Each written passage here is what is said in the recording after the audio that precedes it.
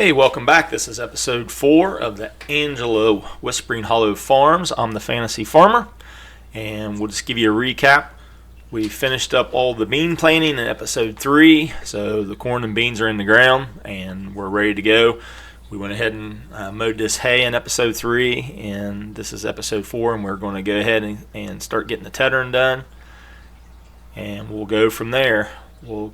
As normal, we will let our guy do a lot of the work while we sit here and talk, and we'll let him go ahead and get the tethering done. So what the tethering is going to do for you is it gets the hay ready to bale. It spreads it out, dries, so in real life form you'll mow on one day, and generally unless you mow in the mornings you'll tether it in the afternoons. If you mow later in the evenings, you'll tether it in the morning. What that does is it just spreads it out. So if you look at where the disc bind through those out, it's not real wide, but the tethering just allows it to dry faster. So, and that's why you can get this hay dried in a lot faster time as what you used to be able to now. So this tedder that I'm using on here is basically what I had, just a single row tedder. So you're running over the same area that your disc bind or your hay bind or whatever you're mowing that hay with covered. So the nice thing about it is you're running at a pretty faster speed, so you're able to cover some ground pretty fast with it. Kind of the old timers would usually rake that hay over one way and then let it dry in the sun, and then flip it back over the other way and let the other side dry. And that was really common. We did that before we had a tedder.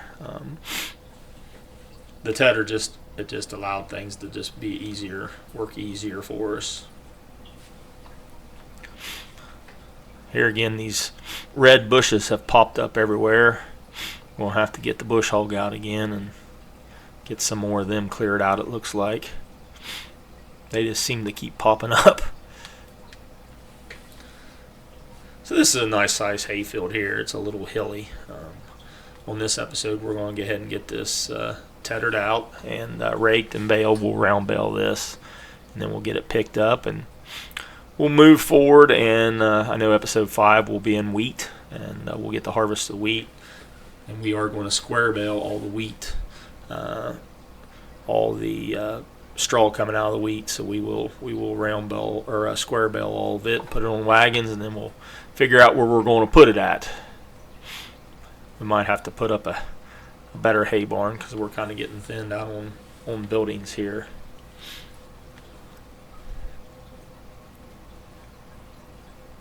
Nice thing about tethering is you can really see it, how much it spreads out and how much faster it does dry. So in the game system, what you'll want to do, if you're not familiar with making hay in the game, you'll mow it, and then you can tether it, and then you rake it and you bale it, and that will give you hay. If we would just go and mow it and rake it and bale it, that would just give us grass. I don't know. That's just how they've got it set up. So this allows that. I also have a big wheel V rake that does tether it and rake it at the same time. We will probably use that in this game a little bit, but we're going to wait until we probably get into July hay, where it's a little bit more feasible, because once you get in that July and August where it's just really hot, that hay will dry. We've baled hay in 2 days. Of course, it was not real thick, so it dried out really fast. And if it's not real thick and it's thin in places, it'll dry a lot faster, especially in those, you get those 90-degree days, and it'll just really dry. But when you're tedding, you're basically going to run the same row as what your disc bind or your hay bind ran, whatever you're mowing with. If you're going to mow with one of the big crone units that's got or any of the tractors that you're running 3 mower units on, you definitely want to put a bigger tedder so you could cover all those rows at one time. I think for this farm's sake, since we know the size of farm we're not running a real big tedder. back in the day, a tedder like this, when I bought mine in the, I think 91, 92, 93, somewhere around in there, I think I paid $1,000 for it. And the price of these tedders have went up a lot higher. I bought mine brand new for that, and it was a Piqua. I'd say a tedder this size right now is $5,000, $6,000, maybe more. Haven't priced one for a long time. And a lot of these smaller ones you don't see as much now as you used to see the big, as you used to see. You used to see the 2 and 4 baskets everywhere. I believe I actually only had a 2 basket. This is a 4 basket.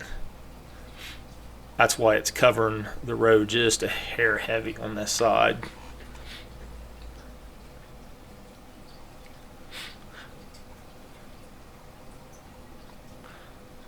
But a lot of times in the summertime, if you get really nice and warm weather, if you do tedder, by the end of the day, it could be dry enough to start baling. So for the game's sake, technically you're baling almost really in the same day. We're still in May 1st, so it's got cut, teddered, raked, and baled in the same day. But in realistic versions, it would be 2 or 3 to 4 days. I know I've seen a lot of comments. Everybody would like to have where the hay would dry naturally over time on this game, and that would be a neat feature if they could put that in, but I guess it would have to go by hours, I would think.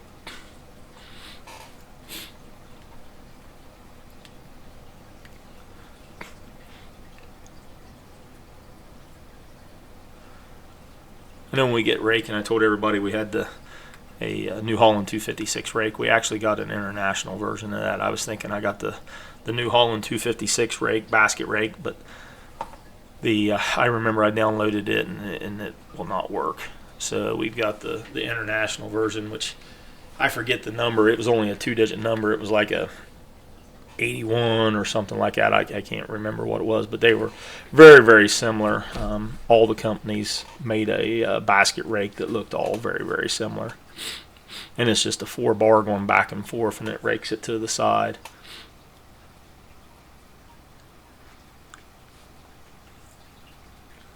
A lot of your big hay guys now, when they're using rakes, they'll use the big rakes. It's kind of like a tedder, and it spins it all to a windrow like that. And it seems the balers handle it better where the big wheel rakes like we'll use today, or not today. We'll use at some point.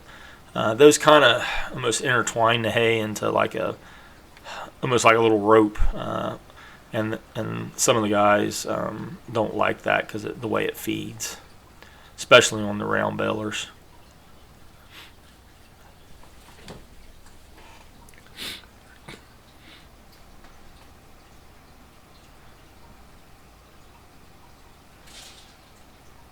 But we'll go ahead and fast forward here, and we'll get you fast forwarded up until we get to raking, and then we'll go from there.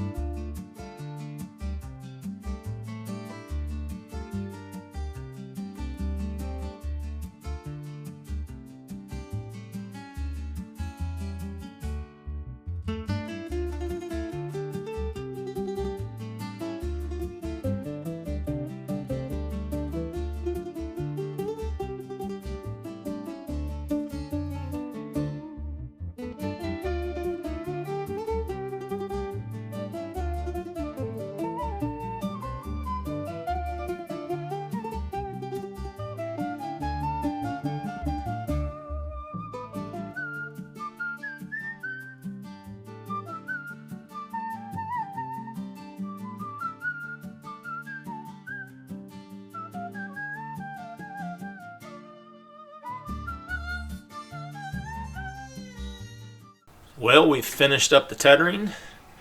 We're going to move on up here and we're going to go get our hay rake.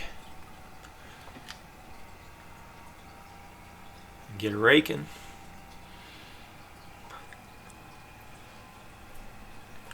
So what we're going to do on this is we're going to get the tractor started. We'll get the hired help raking, and then we're going to start round baling. And that's pretty true to form on a lot of it. It depends on how dry your hay is to begin with, but a lot of times you can get in there and you can rake right behind the baler pretty easy. So this is just an International 35 4-bar basket rake. And you'll see it'll just go up and down, and it'll put it in the windrow. We're going to put it on the 786 here. Kind of funny, I raked a lot of times with my loader tractor also, so we'll get this guy going. We'll run a lap or two with him, and then we'll get the round baler, and we'll start round baling. So, and technically, he should be running the other way, but they always run this way. I don't know exactly why they do it like that, but it's how they kind of do. A lot of times you'll want to run those windrows right back up against each other so you can make 2 windrows and only have to bale the 2 together instead of having 2 separate ones. He's kind of throwing this one right up into the wood.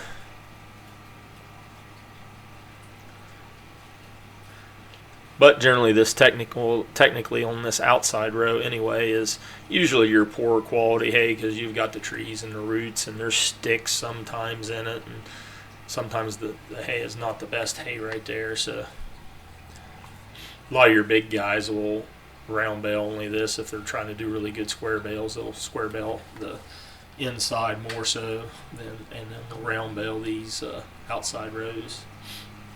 Still good usable serviceable hay, but it's not as generally as good on these fields that have trees around them, and they don't dry as quick around that, and a lot of times it's a little thicker.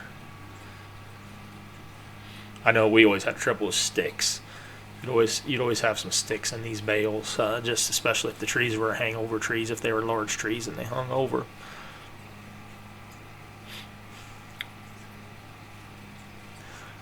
Get these first few rounds run with him, and then we'll switch over.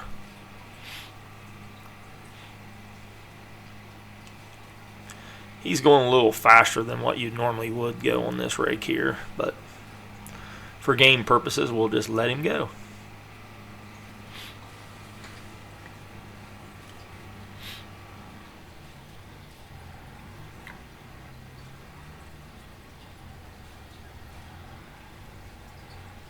Let's see which way he's going to go.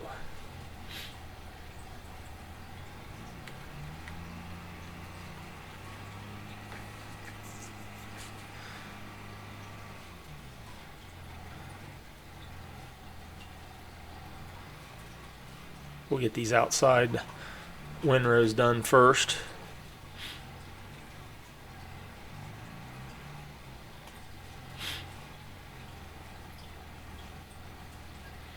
By age, this basket rake here has got some age on it.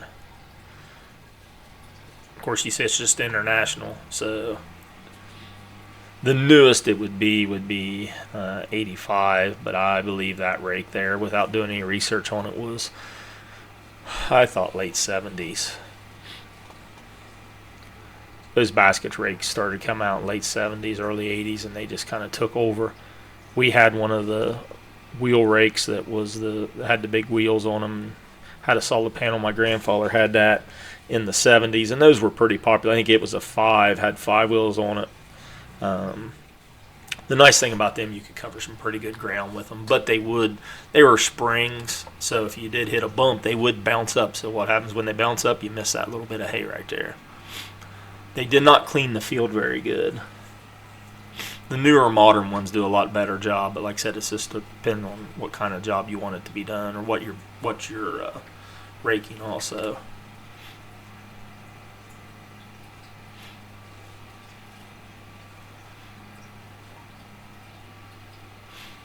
But these windrows here for this hay is not very large windrows, so it'll take a little bit while to make a bale on these.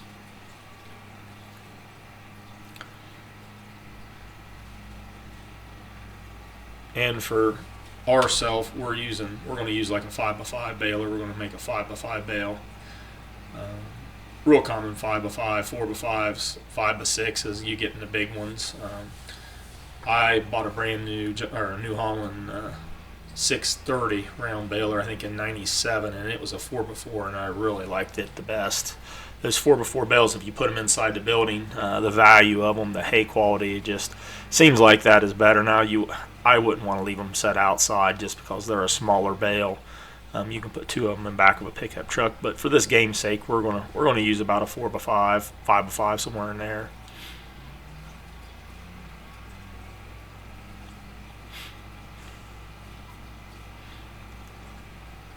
I do have the capacity turned up on my balers a little bit on this game, just so we won't have to stop so much. After this last round here, we're going to go ahead and get the round baler.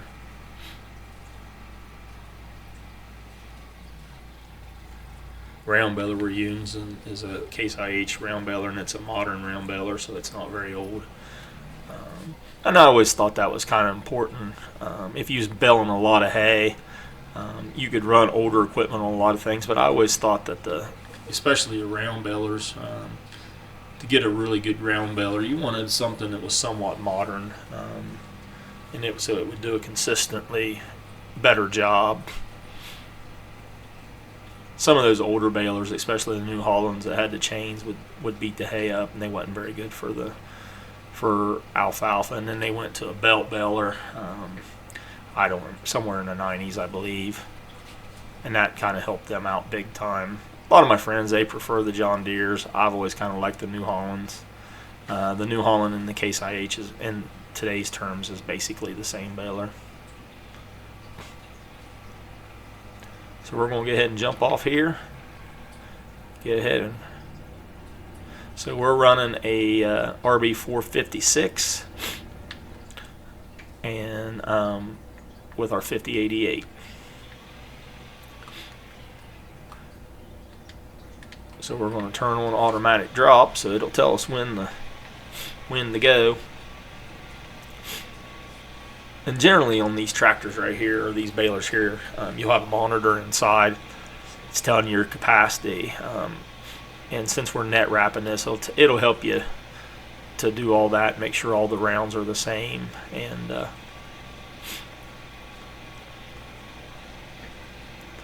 so a lot of times on this, we're running over these bushes and everything. Oh, our guy here is messed up. I think it's because of the loader. We'll get him pulled back in the system here.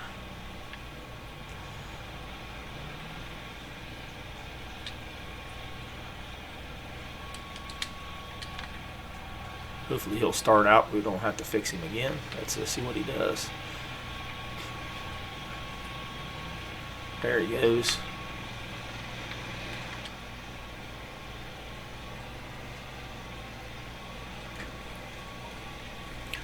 If you've ever round baled, you've round baled without a cab, if your hay is really, really dry, you're going to come out and you're going to be dusty as can be.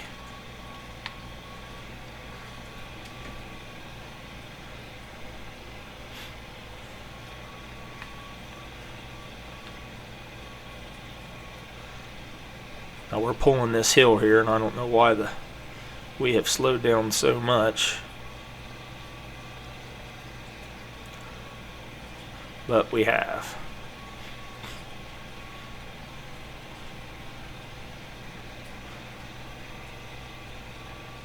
Generally, we wouldn't. This tractor wouldn't bog down this much for this round baler, but obviously the game has other opinions on that.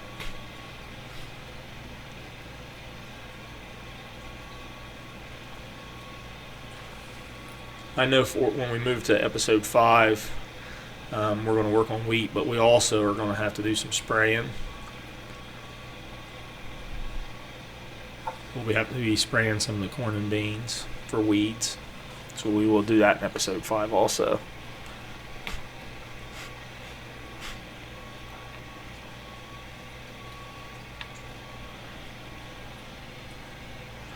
I didn't think this hill was this big to pull. Hope we don't have a glitch going on. So what we're going to do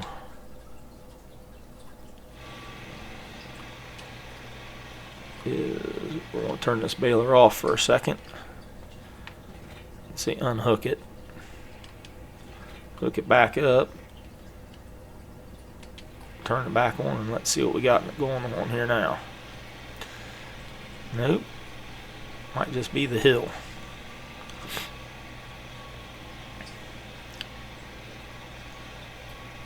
And this 5088 tractor we got on this baler is plenty size for this size baler.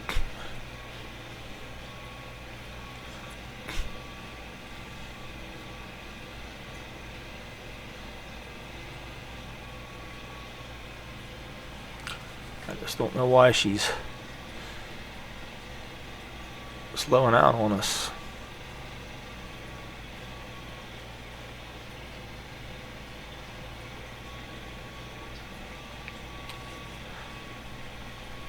So if you've ever round baled, especially some of the older round balers, you kind of had to go forward or one side to the other to get that round bale to feed right, to have it even all the way across.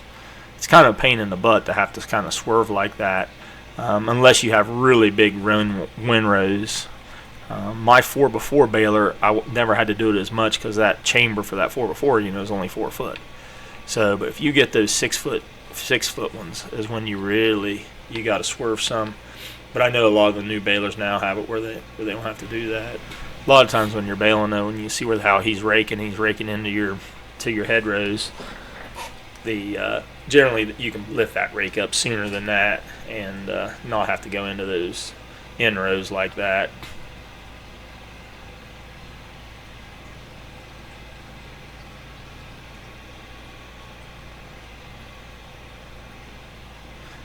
And I will tell you, the bigger the windrow, if you get some of these big windrows, you'll get them caught on the hitch and everything else on the tractor. I've had them pile up where you're bulldozing it almost, because you are running over top of that hay.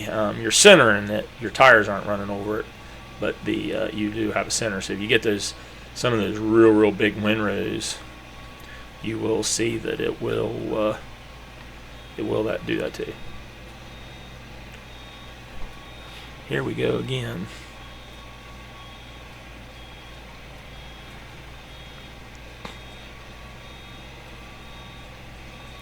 I've baled this field once before and it never done this, but I don't know what's going on.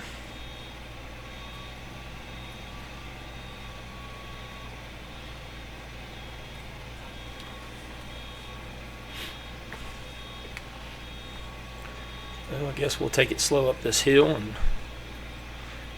this bale's 86% complete, so, and we're putting net wrap on these bales.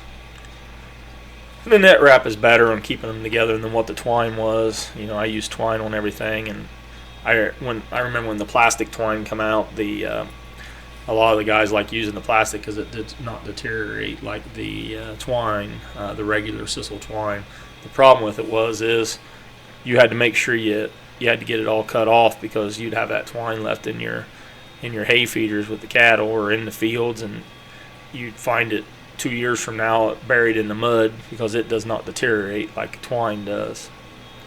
So it's not as popular now, but net wrap has taken over. That net wrap wraps it tight, and it doesn't protect it against the water per se. It does help against shedding some of the water, but most of the time it's just to keep that hay together, and those guys are keeping that hay stored outside.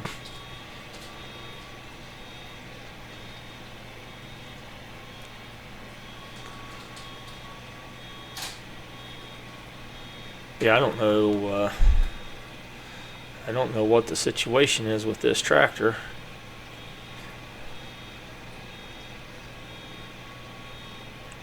I guess for roll prey side, maybe we've dropped the cylinder. But she has lost all power going up these hills. I think what we'll do is we'll turn around next time and try to drive it the other way across. But once we get these in-rows done, we've only got one more to do after this one. We'll be going back and forth, so that'll help out some.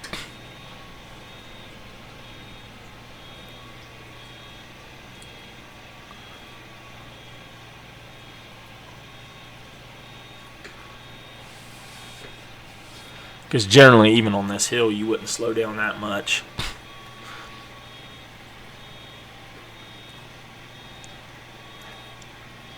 If you look at the back of the baler right now, you can see how those rubber rolls are rolling, and what that does is that rolls that hay as it comes in. And if you look to the left inside the baler there, you can see the net wrap. It'll say lizard on it. That's the spare one. So those all have one or two spares that you keep right there, and then it actually goes into the front of the baler. They're not real light either. Those net wrap rolls are pretty heavy, even with the 4-footers. We'll pick up more steam here. Hopefully get this bale dropped out here once we get up here, probably towards the top. And that's what happens on these smaller windrows like that with using that basket, since our AI guy's not pushing the windrows together yet. Yeah, we're picking up steam now. Generally when that stops, you stop, and since I got the auto on, normally you're gonna have to kick it out yourself, but you'll stop and back up a little bit because you don't want that pulling into the chamber while that is open, because your pickups are still running. So we're going to finish this little edge right here, and then we're going to turn around and we're going to run this thing backwards here from what we had and see if that helps us going up on this hill. We'll have to probably slow down on the other side now, but maybe it won't be quite as dramatic. Nice looking round bale. Like I said, their capacity on those round bales right now are a lot higher than what they normally would. You look at those 4x4 round bales, and they weighed 700-800 pounds. Nice size, and you get up to 4x5s, and they're 1,000 pounds, and they just kind of keep going up, and then you get up to the 5x6s, they get even bigger, or weight wise. I know on this farm we won't have any of the large square balers and ones that's doing the big square bales. If you notice, a lot of the dairies are buying hay or doing that. It's easier for them to feed that and store it than what the round bales are.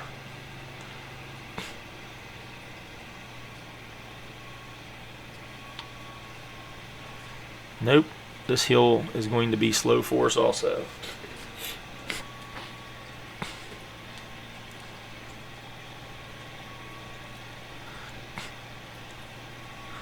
I didn't look at the game rating for this baler on horsepower, but in real life this tractor would be fine for this baler. Now you get into the big square balers, some of them will take a lot more horsepower, so you'll see a lot of them guys even baling with duals still on their tractors, just because they don't want to take them off from when they did their tillage or planting with those tractors. But you'll see a lot of those bigger tractors using those. Kind of the funny thing is you kind of wonder where our tractor with the rake is.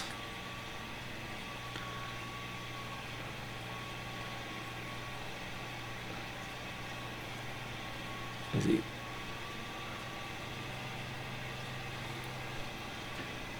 He should be raking, and I don't see him anywhere.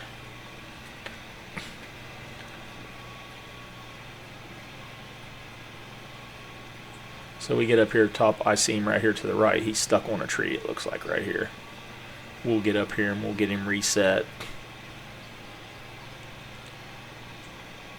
I think that might be on the AI side of it, just because we widened these fields and took that field clear to the edge.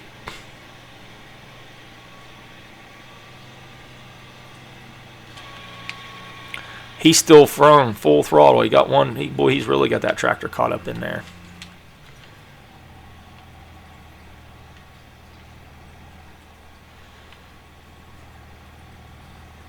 And I can tell you right now, it's going to be a fit getting that thing out.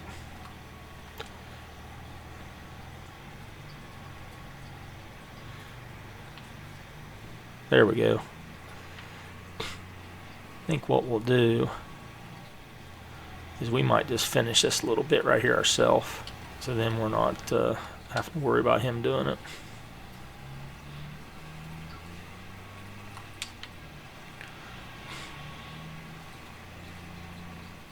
And then we'll send him back over here so he's away from these trees.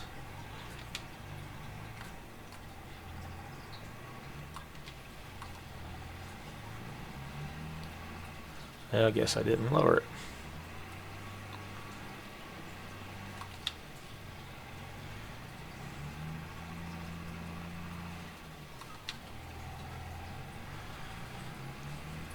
We'll get him back over here and let him go back over here. And I think it might be that loader might be the problem too, with it sticking out as far as it is. Hopefully he'll get going right there, and we'll come back over here to this tractor.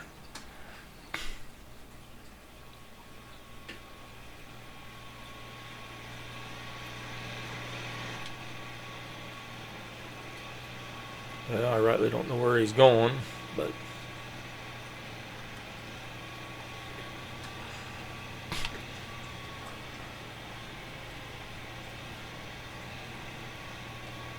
I don't think he knows where he's going.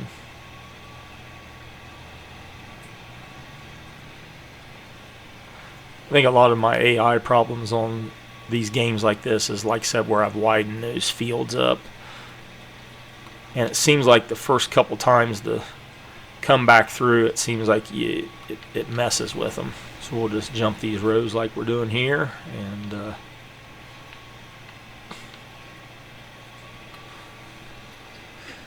go to town.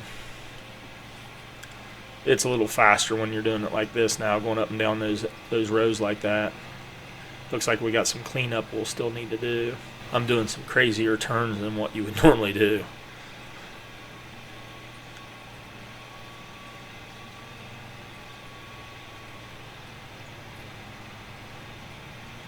I'll go ahead and clean up these little spots right here. I don't know if that's messing him up or what.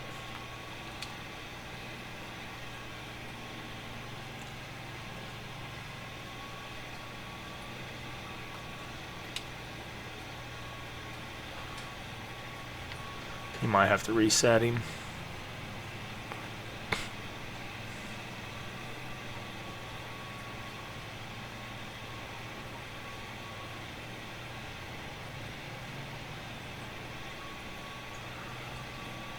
What I think I'll do, I will clean this row up right here where he did, inside where he hadn't raked. And now I'll clean that up, and hopefully we'll probably just reset him.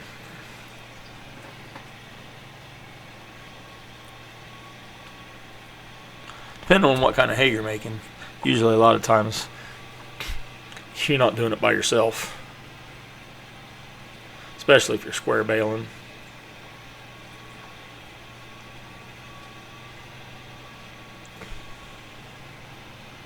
Yeah, I think what we'll do is we'll go ahead and just get over here and grab him and see what he's doing.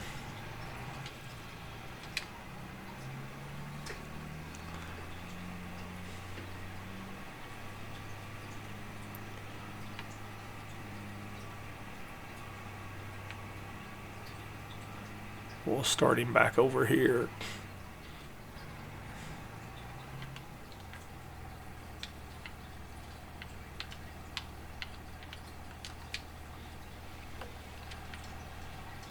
And hopefully he'll get going.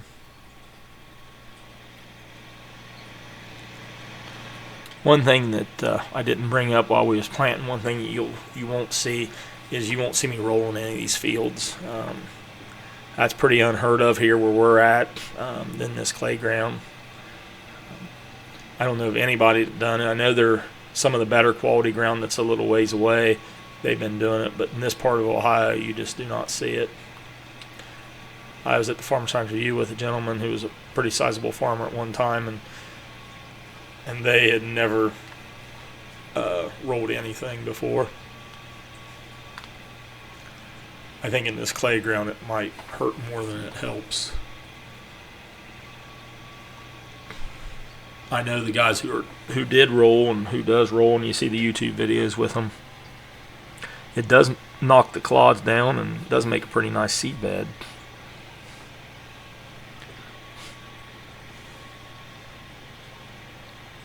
So here he comes again. So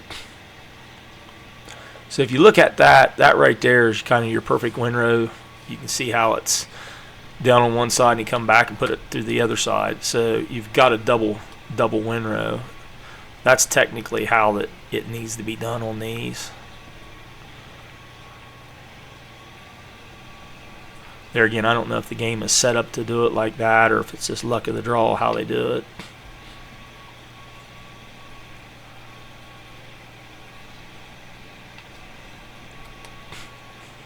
Oops, we didn't put our pickups down.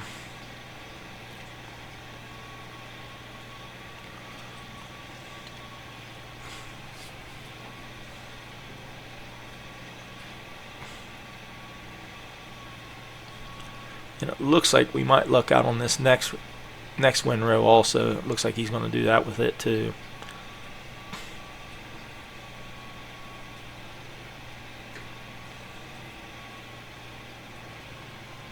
I would say when you consider the size of the bale that we're putting in and what you would say realistically wise, we would have had probably 5, 6, 7 bales by now. So these bales that we're creating here size-wise are bigger than what you normally would have.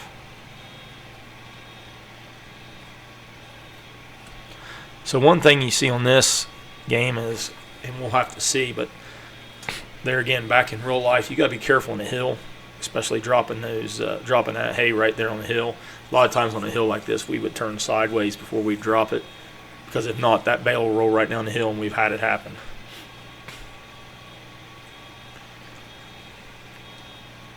You can see some videos on YouTube like that where guys will let that bale roll and it will do some damage.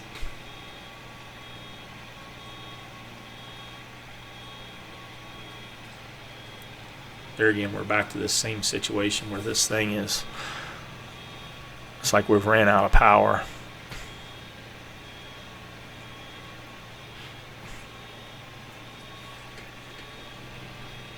I don't know what causes that, but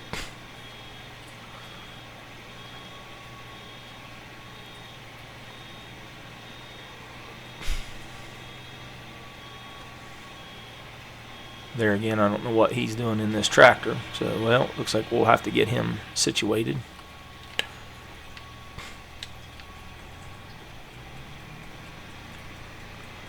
We're not having very good luck with AI today.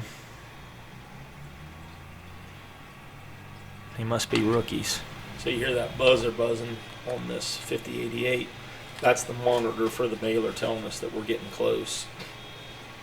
What happens is if you make it too big, once it's capacity, you'll bust those belts. Believe me, you don't want to bust the belts, because I have. And it's a pain in the butt to fix.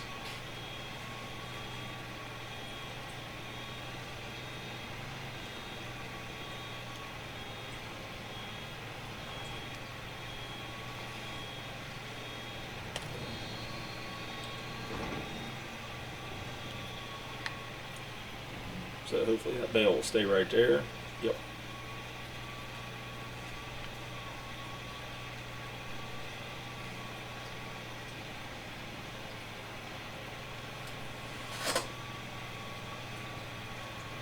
Still pulling pretty hard.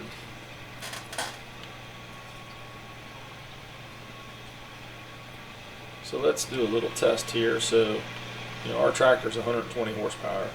So this baler, they are saying, is 120 horsepower.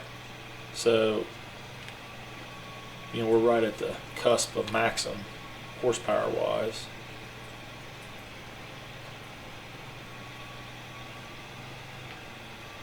And then this tractor in regular terms is a little bit more horsepower than 120.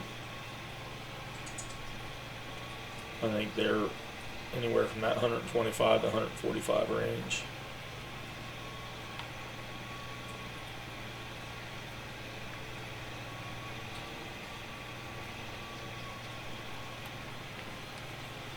They're just a nice size tractor.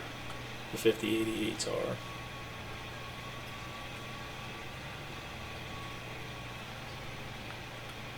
There again, I think our guy has messed up again. Because I don't know what he's raking.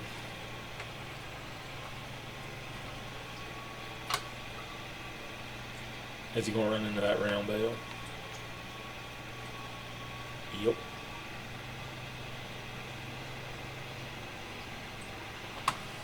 I don't know why he is working his ways does, but we'll go over there and stop him again. You notice every time we stop him, it's a different person on that tractor. Let's take him on up here and start him and see what happens. Pretty nice looking outfit though, isn't it?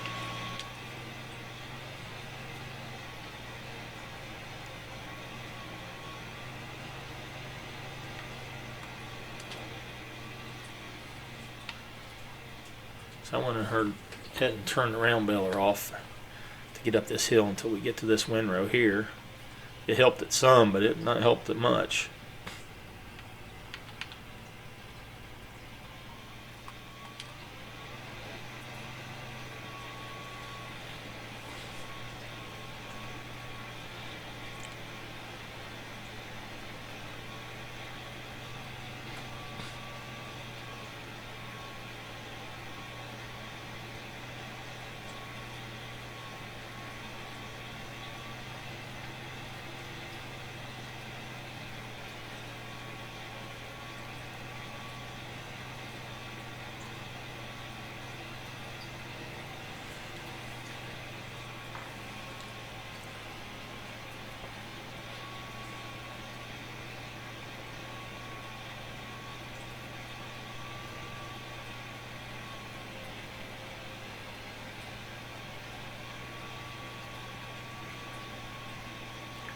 We got that little bit done. Let's see where he's got to us up here.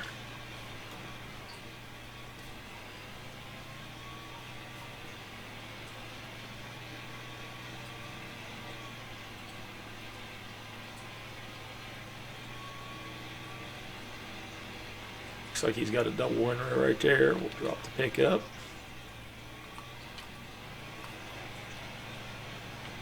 We're good to go. Let's see what we got now.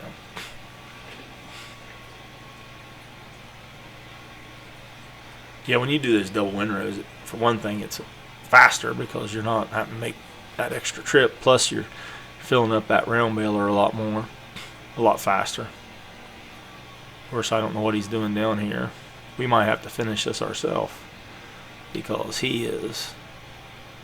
I don't know what's wrong with him.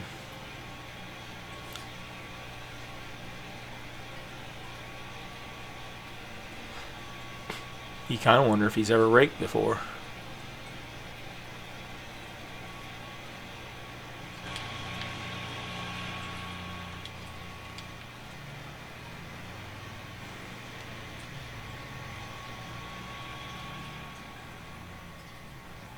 We'll try him one more time, and if he don't do it, then we will finish it ourselves. Here we go back to the hill again. You wouldn't think this field would be this much hilliness, but it is.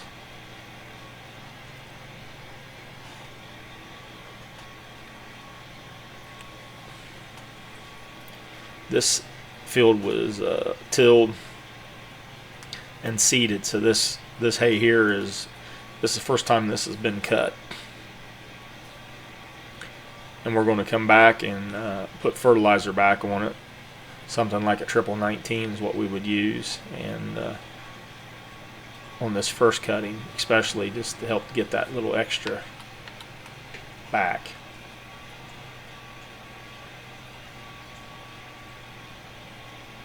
There again, we're going to take a little break here from him and see where he goes.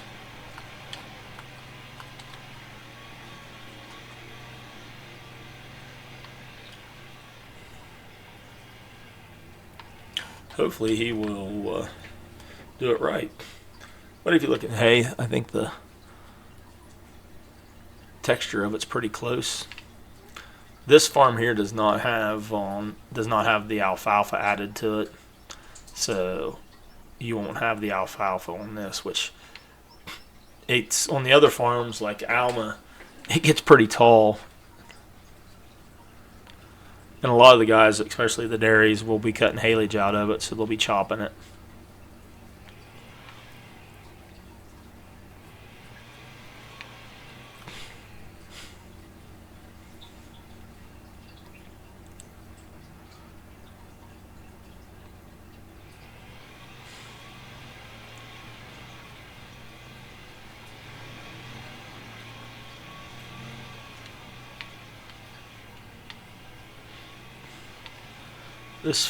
Oh, there we go again. We forgot to do everything. Get too excited. Hopefully he'll get that rake back up through that way to double that row up, and then we'll go from there. One thing I always like doing is I always try to make sure the hay was cleaned up out of the field pretty good. The rake will miss some. I always try to go back through, and it was just one of the things that I kind of like to do. I like it to be pretty clean. Because when you come back through there for this mine for that next cutting, and you hit those old hay, or the old hay that's been laid down, it's not pretty. It'll mix in with your new hay, and usually it's all rotted somewhat, and it's not very good. So you don't really want to mix that in. So I always tried to make sure that we was able to get that cleaned up.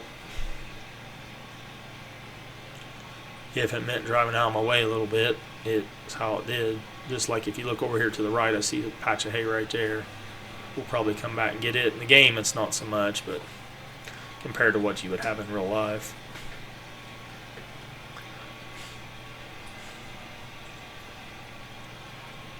Looks like we're baling faster than what he's raking right now, so we're going to get this episode finished up here, so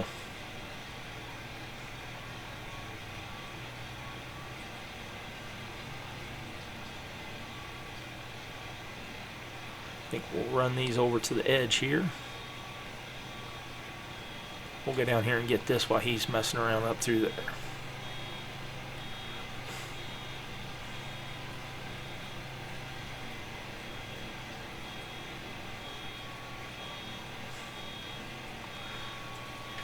Hopefully he'll turn right there and finish this other windrow into that next one, so there'll be 2 rows right there, and then we'll see where he goes from there.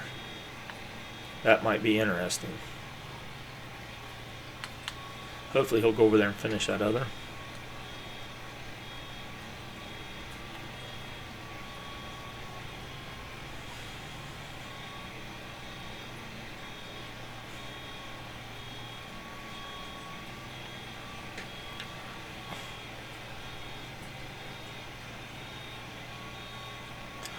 Baling hay is one of the easier things you can do, because unless your equipment breaks down, there's really no... You can go back over your mistakes and pick up stuff if you need to pick it up, so there's no error right there.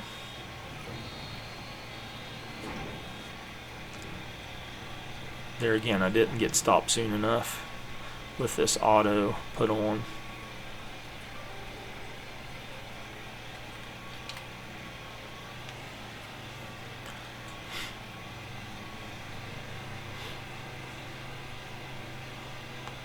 We'll clean up this little mess down here.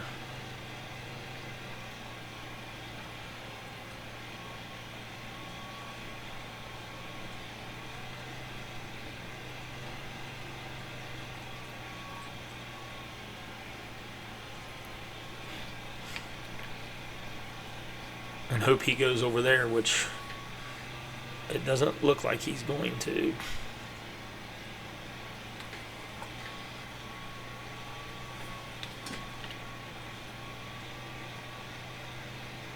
We'll go ahead and get over here to him one more time.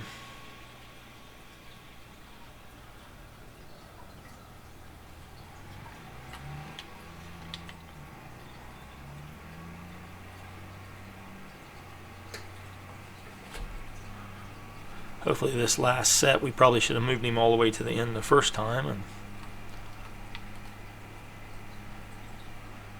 except I don't know if the loader messed him up the first time where he got caught, and then the second time didn't help.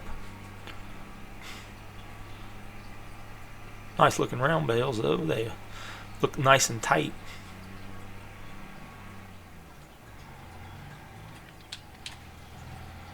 We'll go ahead and help him along here real fast. Be interesting to see if he finishes from there or does his own thing.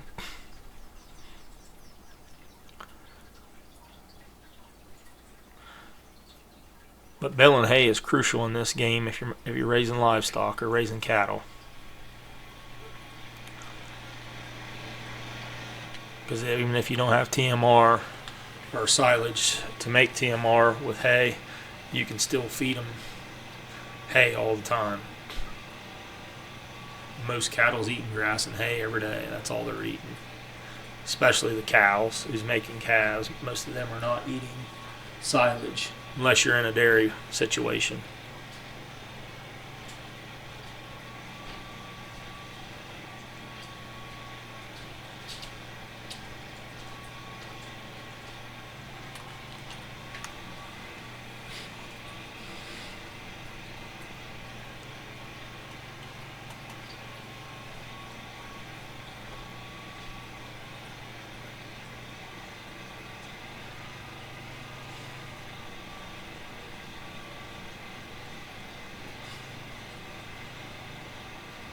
Let's go over here and see where he worked on this windrow. Looks like we got a clod right here. We'll do maybe two. Actually, it looks like he messed the whole quagly of them down through here. I think we'll just turn it and clean that little bit up there, and hopefully he comes back and finishes this double windrow here.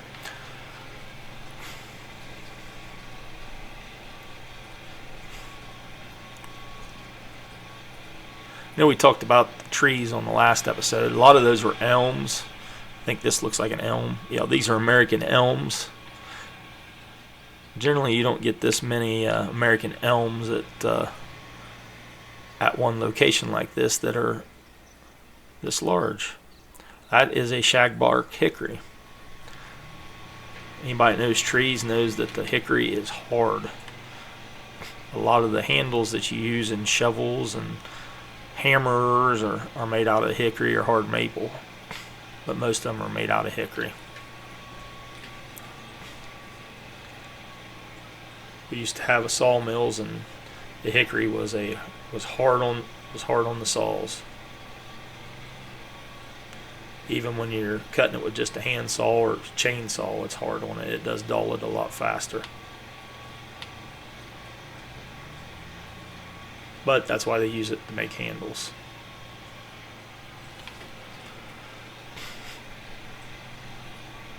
If you ever wonder, you're driving around also and you see posts in the ground that don't look like they've ever been milled or rounded or treated, most of those posts are locust posts.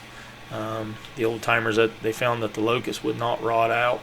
At our old farm, we had posts that my grandpa put in the ground 50 years ago and were still sturdy. And those were locust posts. Some of them you can still use some cedar. Nowadays, most people don't want to cut the locust posts because those are all usually cut by hand. We used to split them. You cut a big locust tree down and you could split 4 or 5 posts out of one piece of log out. But most people don't want to split them anymore. It is a job to split those. I think the last time I split post was probably 30 years ago. We went to all treated, which is a pine post that's been treated.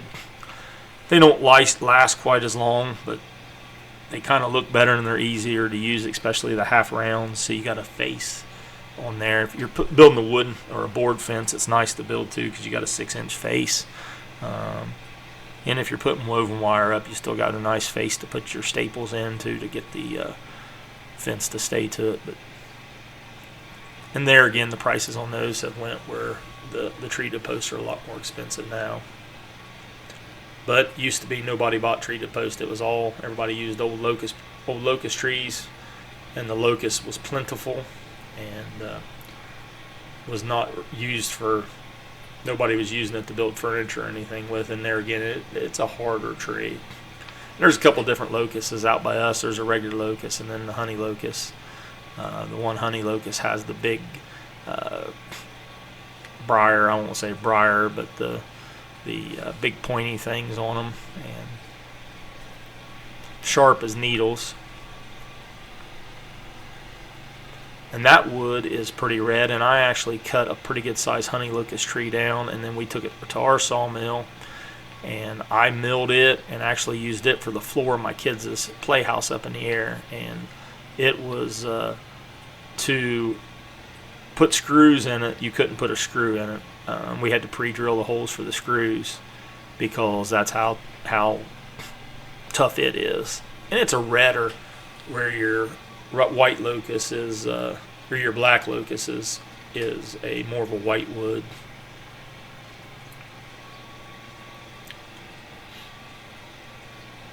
You always hated to have the honey locust around the cattle because they could step on those briar or on the thorns, and you could get an infection or anything with those. And they were all over the trees. They're terrible to cut down.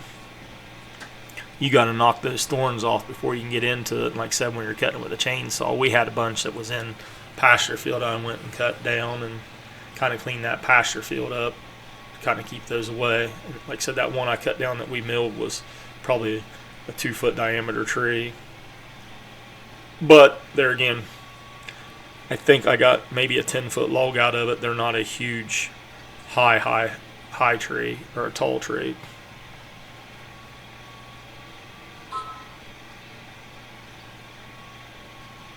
We're just about done here. I don't know if this episode's been too exciting for you. This is episode 4. Kind of shows you the gist of making hay. And then when we do the straw, we'll kind of do the straw, and we won't need to mow it or anything. It'll already be behind the combine. Some of the guys will rake it. We won't even rake it. We're going to hook our hay wagon up, and we're going to think that we got guys up on the hay wagon loading, and we're going to do it right out of the baler.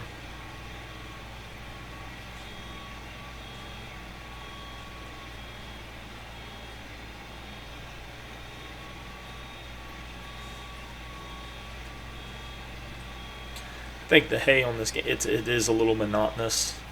You're back and forth, especially if you're baling a lot and you're not baling somewhat realistically, kind of how we are.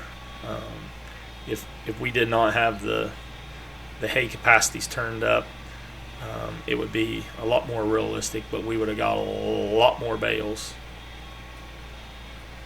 I know with that 4x4 baler of mine, on good quality thick hay, you get 5-6 bales to the acre. And so, you do a 100-acre field, which is a pretty good size hay field, you get 400, 500, 600 bales. So that was a lot. And you look across that field, you got to remember, you got to haul those things in here. I had a 20, I think my Donahue trailer is 24 foot. We put 16 of those 4x4 bales on it. So, you get out there and you get a field that's got 100 bales in it. You're making I guess I wasn't paying attention on the drop there. You're making a lot of trips, especially if you're farther away. We had a farm that was 21 miles away from the main farm, and it took 2 hours by tractor. So you didn't really want to mess around too much. There again, those 4x4 bales are just a really nice size bale for us. And when we fed the cattle with them, they eat it all. And So that's going to wrap this episode up. We finished up our hay. We're going to move forward for episode 5. Episode 5, we're going to be in that wheat. Our date right now is May the 1st. So we're going to move up to July. And we're going to skip some time, and we'll be ready to start running wheat. We've got that field that's one large field now, and if you remember right, on these maps to begin with, I think that's got 5 smaller fields in it with a bunch of wasted land. So that's all been plowed together, and for one large field, we're going to get ahead and cut the wheat. You'll get to see the combine for the first time. We're going to put the wheat in the bins, so we'll store it. We're going to use gravity wagons to haul everything to the bins. We've got a bunch of gravity wagons, which was a kind of a norm back in the day. There wasn't a lot of semis, so we're going to use gravity wagons to. I shouldn't say there wasn't a lot of semis being used at the time. We'll use the gravity wagons to pull back to our bins. We'll put all that in the bins, and we'll store it until it's our contract is ready to tell it to sell. And so we'll move forward. So this is the Fantasy Farmer. I hope you enjoyed this episode, and remember, farm until you don't have no money left. Thank you, and everybody have a good night.